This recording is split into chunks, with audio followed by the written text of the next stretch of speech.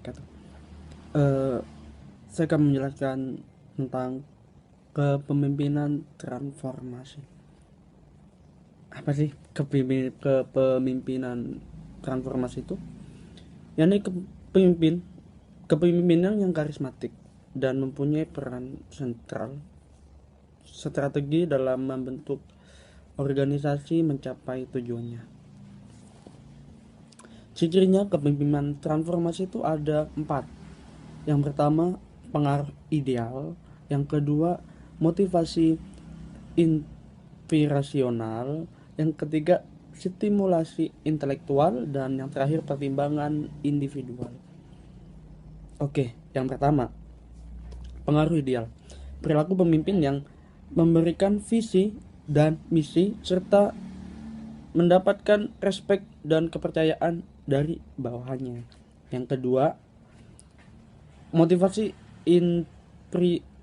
inspirasional. Motivasi inspirasional yakni perilaku pemimpin yang mampu mengkomunikasikan harapan yang tinggi. Yang ketiga, stimulasi intelektual yakni perilaku seorang pemimpin yang mampu meningkatkan kecerdasan bawahnya. Ya, yang terakhir ialah pertimbangan individual yakni perilaku pemimpin yang memberikan perhatian pribadi kepada bawahannya. Oke, terima kasih.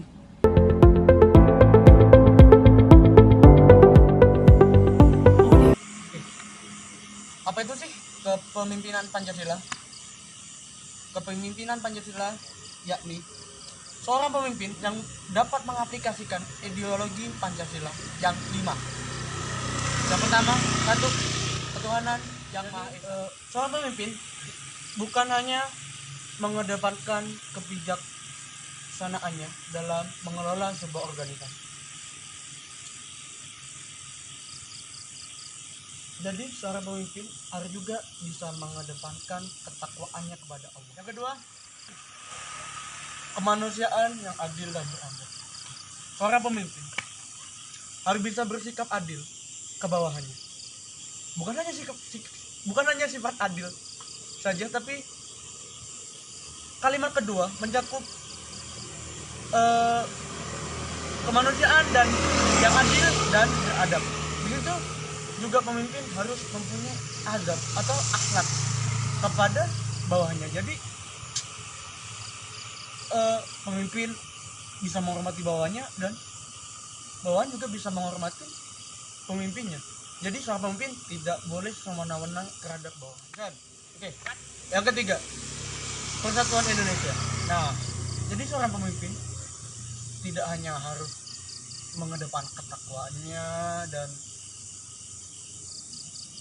adil dan beradab, dan juga harus bisa menjalin silaturahmi antara bawahan satu dengan yang lainnya. Jadi di dalam sebuah organisasi, di dalam organisasi tersebut, bawahan akan tetap akur atau bisa bekerja sama dengan yang keempat, yakni kerakyatan yang dipimpin oleh hikmat, kebijaksanaan, dalam permusyawaratan perwakilan. Jadi seorang pemimpin harus menjalankan tugasnya dengan hikmat, kebijaksanaan dalam permusyawaratan dan perwakilan. Seorang pemimpin juga harus mengerjakan tugasnya dengan di sini hikmat. Saya mengartikan sebagai seorang pemimpin harus melaksanakan tugasnya dengan penuh rasa tanggung jawab, bersungguh-sungguh dalam melaksanakan tugasnya, dan ikhlas tanpa mengenal pamrih, yakni keadilan bagi seluruh rakyat Indonesia. Seorang pemimpin juga harus adil terhadap bawahannya, tidak pandang bulu. Entah di suatu organisasi tersebut di situ ada keluarganya atau enggak kerabat dekatnya, semua harus adil. Tidak ini dari apa yang saya jabarkan tentang kepemimpinan Pancasila. Saya Aditya Nur Rahman. Jika ada tutur kata atau kalimat saya salah,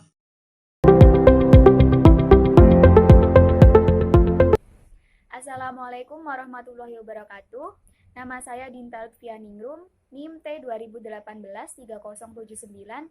Di sini saya dari kelompok 4. Saya akan menjelaskan tentang kepemimpinan pemberdayaan. Yang pertama, saya akan menjelaskan terlebih dahulu yaitu pengertian kepemimpinan pemberdayaan.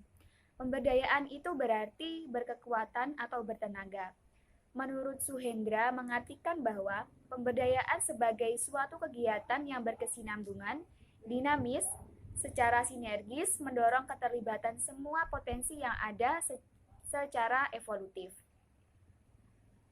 Selanjutnya, secara teknis, pemberdayaan adalah suatu usaha meningkatkan kualitas hidup masyarakat, mulai dari perencanaan, manajemen, pelaksanaan, sampai dengan pengawasan kegiatan. Salah satu cara yang digunakan untuk pemimpin untuk menanamkan dan menciptakan motivasi yang tinggi bagi anggotanya adalah melalui pemberdayaan. Di sini, pemimpin itu memberikan tanggung jawab dari kekuasaan pada anggotanya, sehingga anggota pun dapat meyakini tujuan yang dimiliki oleh organisasi. Pemberdayaan dalam hal ini diartikan sebagai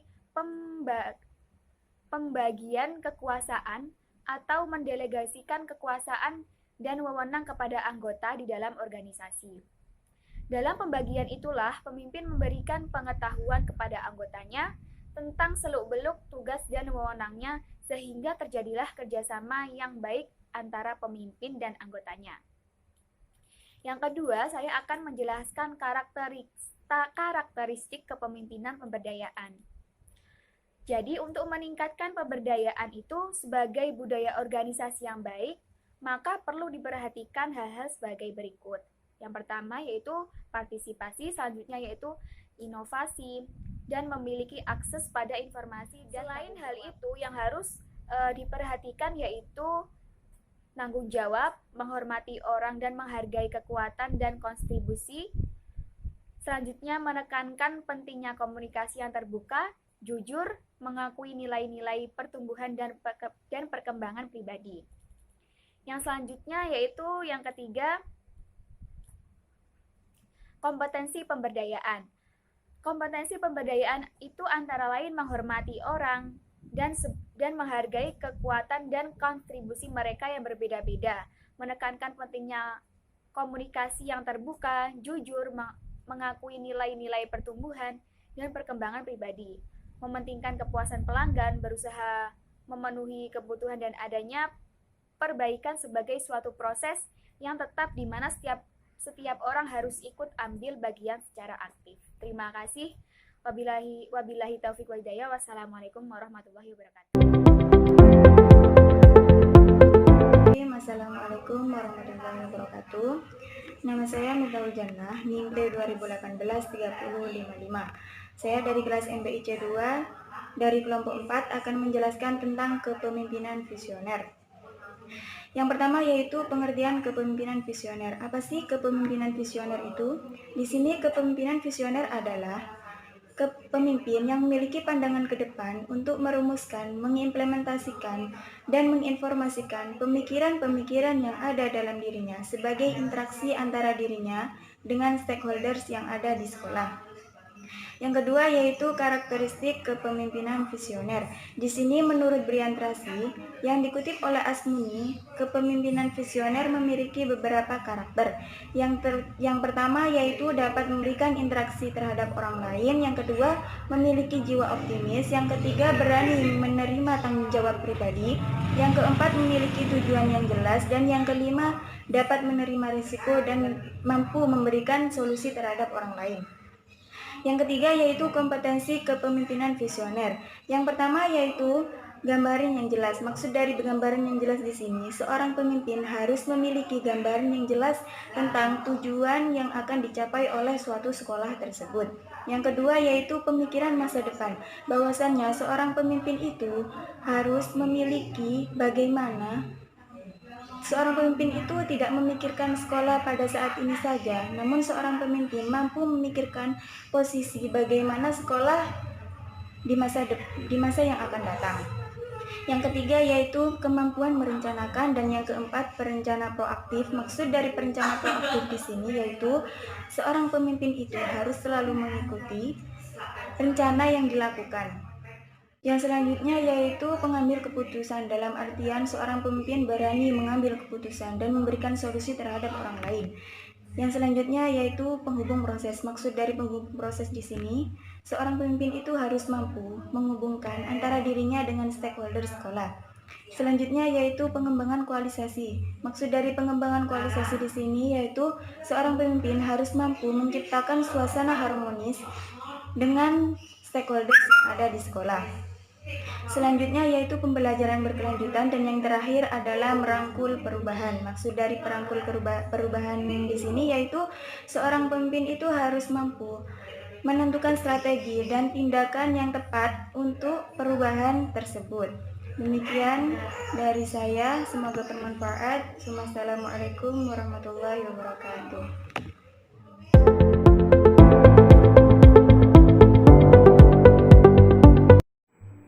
Assalamualaikum warahmatullahi wabarakatuh.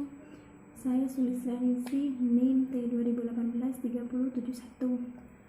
Di sini saya akan menjelaskan tentang kepemimpinan melayani. Kepemimpinan melayani merupakan kepemimpinan yang berawal dari perasaan tulus yang timbul dalam hati untuk berkehendak melayani. Nah, sedangkan menurut Yaning, kepemimpinan melayani ini merupakan gaya kepemimpinan yang paling efektif karena merefleksikan penggunaan kekuatan terbaik dari seorang pemimpin untuk melayani. Di sini terdapat 5 karakteristik kepemimpinan melayani. Yang pertama yaitu mendengarkan, yang kedua empati, yang ketiga kesadaran, yang keempat keterbukaan, dan yang kelima komitmen untuk pertumbuhan.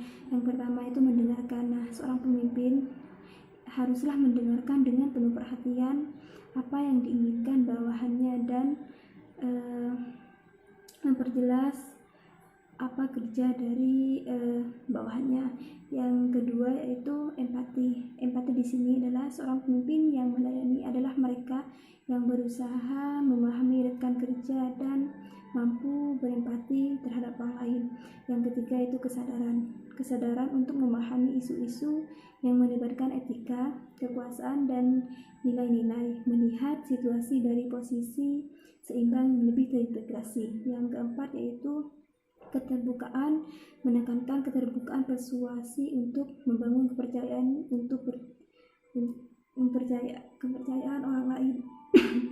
Yang kelima itu komitmen pertumbuhan, ialah tanggung jawab untuk melakukan usaha dalam meningkatkan pertumbuhan profesional bawahnya. Sekian, wassalamualaikum warahmatullahi wabarakatuh. Assalamualaikum warahmatullahi wabarakatuh. Nama saya Laili Puji Rahayu, NIM T 2018-3057. Di sini saya akan menjelaskan tentang kepemimpinan hati nurani. Hati adalah perasaan, jiwa, batin, atau tempat menyimpan. Sedangkan nurani berasal dari kata nur yang berarti cahaya. Jadi hati nurani adalah perasaan, jiwa, atau batin manusia yang telah diterangi oleh cahaya sehingga memancarkan kejujuran. Itulah sebabnya hati nurani sering juga disebut hati yang terdalam karena bersemayam cinta, ketulusan, dan kepedulian terhadap sesama. Pentingnya hati nurani diterapkan di dalam manajemen atau kepemimpinan adalah karena hasil nurani menuntun pemimpin yang arif dan bijaksana dalam kepemimpinannya. Manajemen hati nurani tidak hanya sekedar seni dan ilmu pengetahuan berdasarkan fungsi-fungsi manajemen yang sudah lazim diterapkan, melainkan hati nurani. Pemimpin yang memiliki hati nurani tidak hanya menata perencanaan, pengorganisasian, pelaksanaan, pengendalian berdasarkan rasionalitas semata untuk mencapai tujuan. Dia juga melibatkan hati nurani untuk mencapai tujuan. Juga melibatkan hati nurani untuk mencapai suatu sasaran yang dipimpinnya. Hanya pemimpin yang memiliki hati nurani yang mengelola kepemimpinannya dengan arif dan bijaksana. Kepedulian, ketulusan, kejujuran, atau empati yang diekspresikan hati nurani bukanlah pura-pura atau manipulasi yang dilandasi oleh kepentingan tersembunyi. Dapat dikatakan bahwa hati nurani merupakan benteng terakhir, penjaga dan pengendali moral pemimpin agar tidak melenceng atau terjerumus melakukan tindakan bejat, biadab, tidak bermoral, tidak manusiawi, atau berperilaku bertentangan dengan norma-norma dan keputusan sosial dari keuntungan sendiri. Dengan hati nurani akan menuntun pemimpin bertindak arif dan bijaksana dalam menetapkan keputusan. Hati nurani akan mengingatkan selalu bertindak hati-hati, teliti, waspada, rendah hati, mawas diri. Seorang pemimpin harus memiliki kompetensi manajerial dan kepemimpinan yang relevan. Tanpa memiliki kompetensi organisasi, perusahaan akan sulit untuk menentukan visi, misi, dan strategi yang tepat untuk menggerakkan anak buahnya. Kompetensi yang utama harus dimiliki antara lain membuat rencana yang strategis dan mengembangkan dan mempengaruhi anak buahnya, serta mengambil keputusan secara kreatif dan rasional. Pemimpin juga harus memiliki kompetensi emosional dan spiritual yang tinggi agar bijak mewujudkan sasaran yang diinginkan secara baik. Pemimpin juga harus memiliki sifat dan nilai profesional, optimisme, integritas, peduli, humble, dan kerjasama. Sekian penjelasan dari saya, kurang lebihnya mohon maaf. Assalamualaikum warahmatullahi wabarakatuh. Assalamualaikum warahmatullahi wabarakatuh. Nama saya Dinta Lutfianingrum, NIM T 2018-3079. Di sini saya akan menjelaskan macam-macam tipe kepemimpinan pendidik. Yang pertama ada kepemimpinan autokratis. Seorang pemimpin autokratis akan memperhatikan kekuasaan dan tanggung jawabnya, sehingga maju mundurnya sekolah tergantung pada kepemimpinannya. Kepemimpinan autokratis adalah gaya kepemimpinan yang menggunakan metode pendekatan kekuasaan dalam mencapai keputusan dan pengembangan strukturnya, sehingga kekuasaanlah yang paling diuntungkan dalam organisasi. Yang kedua yaitu ada kepemimpinan pseudo-demokratis. Pemimpin dengan tipe seperti ini akan memperlihatkan kesan demokratis di dalam kepemimpinan, padahal sebenarnya dia bersifat autokratis. Seorang pemimpin yang bersifat pseudo-demokratis ini sering memakai topeng, artinya pemimpin ini memberi hak dan kekuasaannya pada anggota untuk menetapkan dan memutuskan sesuatu, tetapi sesungguhnya ia bekerja dengan perhitungan.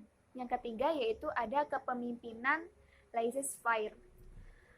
Seorang dengan tipe kepemimpinan ini cenderung memberikan kebebasan, sehingga bawahannya bekerja tanpa adanya pengawasan serta tanpa perencanaan yang mengakibatkan situasi di sekolah secara keseluruhan akan menjadi kacau dan tidak teratur. Yang keempat, ada kepemimpinan demokratis.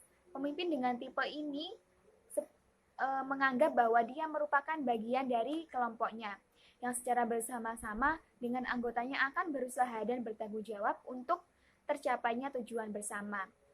Jadi, kepemimpinan demokratis ini mempunyai penekanan akan pentingnya kerjasama tim, sementara dirinya memposisikan sebagai fasilitator untuk membangun sinergi antara individu di dalam kelompok.